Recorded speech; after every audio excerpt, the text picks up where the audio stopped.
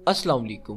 Brain haemorrhage एक ऐसी condition है जिसमें ब्रेन के अंदर मौजूद कोई ब्लड वेसल फट जाती है, जिसकी वजह से ब्रेन में ब्लीडिंग होने लगती है। ब्लीडिंग या तो ब्रेन टिश्यूज में होती है या फिर ब्रेन को प्रोटेक्ट करने वाली कवरिंग में। ब्रेन की कवरिंग को मेनिंजेस कहा जाता है और ये कवरिंग 3 लेयर्स पर मुश्तमिल होती है। इन 3 लेयर्स में ये जो मिडल लेयर होती है इसे एरेचिनॉइड मैटर कहा जाता है। ये लेयर हाईली वैस्कुलर होती है, यानी इस लेयर में बहुत ज़्यादा मिकदार में ब्लड वेसल्स ट्रैवल कर रही होती हैं, जिसकी वजह से बाज़ औक़ात इस लेयर में मौजूद ब्लड वेसल्स फट जाती हैं, जिसकी वजह से ब्लड लीक होकर इस लेयर में इकट्ठा होना शुरू हो जाता है। ब्लीडिंग ब्रेन टिश्यूज़ में हो या एरेचिनॉइड मैटर में, दोनों किस्म की ही ब्लीडिंग्स ब्रेन को नुकसान पहुंचाती हैं।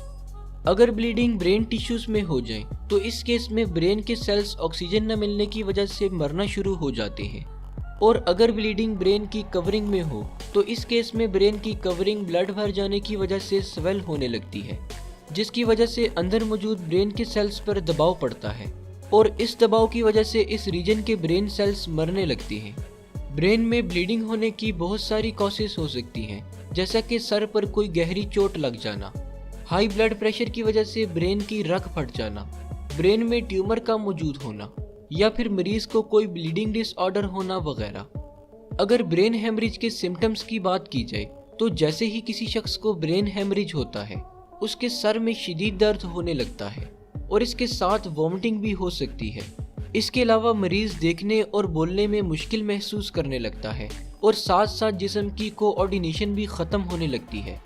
अगर ये सारी सिम्टम्स किसी शख्स में शो हो रही हों तो इसे फ़ौरन डॉक्टर के पास ले जाना चाहिए, क्योंकि अगर ब्रेन हेमरेज की ट्रीटमेंट में ज़रा सी भी देर हो जाए तो पेशेंट की डेथ भी हो सकती है।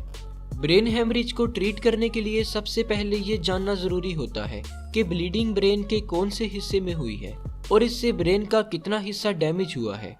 ये सब चेक करने के लिए डॉक्टर सीटी स्कैन या MRI करते हैं, और जब डॉक्टर्स देख लेते हैं कि ब्लीडिंग किस हिस्से में है और कितनी है तो इसके बाद ट्रीटमेंट शुरू कर दी जाती है।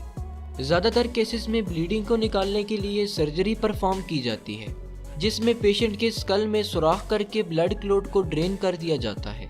ट्रीटमेंट के बाद अगर मरीज में कोई फिजिकल एबनॉर्मेलिटीज़ रह जाएं, जैसा कि चलने फिरने और बोलने में मुश्किल हो, तो इसे दूर करने के लिए फिजिकल और स्पीच थेरापी की जाती है, जिससे जल्द ही मरीज सेहतयाब होकर अपनी रोज़मर्रा की एक्टिविटीज़ ठीक से परफॉर्म करने लगता है। शुक्रिया। अल्लाह हाफिज़।